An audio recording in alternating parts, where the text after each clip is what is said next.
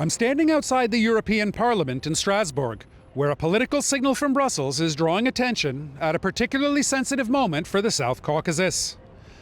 At the center of it is a resolution titled Supporting Democratic Resilience in Armenia. While presented as support for democratic institutions ahead of elections, it is also raising concerns in Azerbaijan, where officials and analysts say parts of the document risk sending a broader political message beyond Armenia itself. The text calls for deeper EU-Armenia ties and warns against foreign interference. But it also uses the term Nagorno-Karabakh, calls for the return of ethnic Armenians to Karabakh, and criticizes what it describes as Azerbaijan's detention of Armenian prisoners, language that Baku has long argued lacks balance. All of this is unfolding at a moment that many describe as historically significant. Azerbaijan and Armenia have been locked in decades of conflict over Karabakh, but in recent years the focus has shifted towards normalization, including work on a peace treaty, border delimitation, and the reopening of regional transport routes. Azerbaijani officials say new trade and connectivity links could play a key role in stabilizing the South Caucasus after years of confrontation.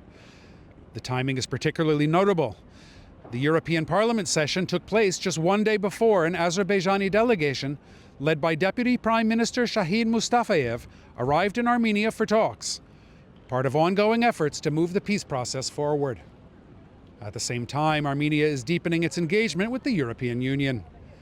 Yerevan has been working to expand political, economic, and security ties, while Brussels has increased its involvement through reform support, political dialogue, and regional connectivity initiatives. The first ever EU-Armenia summit in Yerevan on May 4th and 5th is expected to mark another step in that direction. Azerbaijan, meanwhile, remains a key energy partner for Europe, particularly through Caspian gas supplies and transport routes linking Europe and Asia.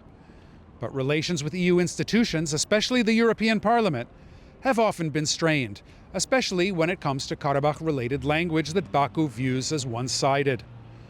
To better understand how this resolution is being perceived, A News spoke earlier with political analyst Rostov Taghizad in Baku. First, language that frames Azerbaijan as an aggressor without mentioning the decades of occupation Azerbaijan subjected Azerbaijani territories. That's not critique, that's historical amnesia. Second, the demands for democratic relations in Armenia only as if only on-site needs fixing. What about democratic resilience in a country that has suffered war, displacement, and mine contamination? Third, calls for sanctions for restrictions on Azerbaijan while the same institution continues to import energy from other conflict zones without similar security. I think that the line between political critique and institutional bias is crossed when asymmetric becomes systematic. The European Parliament has passed over a dozen resolutions critical of Azerbaijan. How many has it passed critical of Armenia's constitutional claims?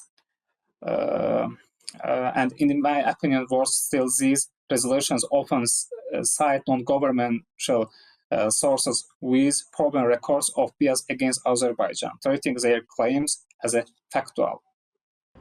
His comments reflect a broader debate over whether the European Parliament's approach is balanced, and how such messaging is interpreted in the region at a time when both sides say they are working towards peace. Adding another layer to the story are recent allegations involving former International Criminal Court prosecutor Luis Moreno Ocampo. A report by Minval Politica claims Ocampo may have been involved in efforts to shape international pressure on Azerbaijan and influence political dynamics related to Armenia. The outlet cites alleged video material in which Ocampo discusses possible ways to influence European policy, including through contacts linked to EU institutions. According to the report, the alleged campaign may have involved support from Armenian lobbying networks and financial backing from businessmen, including figures based in Russia. It also raises questions about whether discussions extended beyond Azerbaijan to include Armenia's internal political landscape, including pressure surrounding Prime Minister Nikol Pashinyan. The claims have not been independently verified, and no formal response from Ocampo has been made public so far. However, they contribute to wider questions about lobbying, influence, and competing geopolitical narratives, including the possible role of actors connected to Russia, at a time when regional alignments are shifting. A News has also reached out to political groups within the European Parliament, including PPE, S&D, ECR, Renew, Greens, EFA, and the Left, requesting comments on their support for the resolution and how they assess its potential impact on the peace process. A total of 27 requests for comment were sent. Only one response was received. Member of the European Parliament Marketa Gregorova from the Greens EFA group said she was unable to provide comment or an interview due to a busy schedule. Taken together, these developments highlight just how sensitive this moment is.